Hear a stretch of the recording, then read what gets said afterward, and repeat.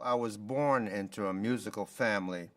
My mother was a dancer in the original Cotton Club in the late 30s and 40s, and I don't know how many of you have ever seen the videotape of the late great Fats Waller.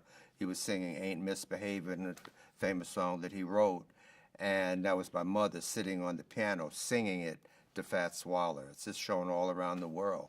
And my father was in a singing group called the Charioteers, which at that time in the 40s to mid 40s were the number one um, Negro singing group in the world, over and above the Ink Spots and the Mills Brothers.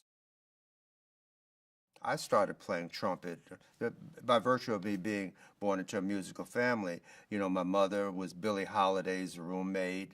Elena Horne was her best friend. So I would see all these people all my life. Joe Louis, Sugar Ray Robinson, Dizzy Gillespie. They'd all come over to the house. I thought they were just normal people. Come to find out later how extraordinary all these people were. Louis Armstrong, Satchmo, uh, on his horn gave me my first trumpet lesson. After I had a little technical proficiency, my mother took me back to see Satchmo at the Apollo. And I remember Satchmo said, "Hey, little Eddie, you still playing the trumpet?" I said, "Yeah." You know, I grabbed his horn and played Flight of the Bumblebee. And I remember, I can see it right here in front of me. Louis Armstrong made a shrieking sound. Ah! And fell off his chair laughing, or screaming, laughing, and then got up and then said, quote unquote, "That's some of the baddest stuff I ever heard in my life."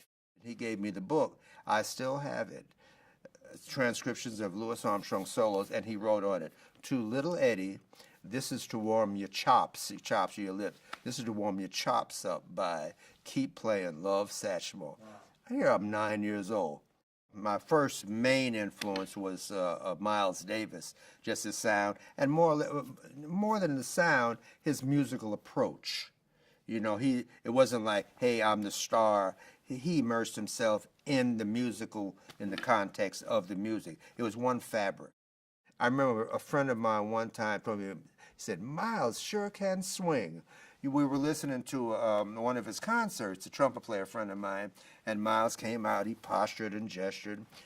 Bap! You know, he hit one note, and he left space for the rhythm section to color, you know, and beautify that one note.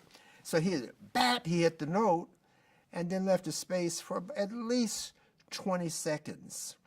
And then my friend, before he even came back and played the second note, my friend said, "Miles sure can swing."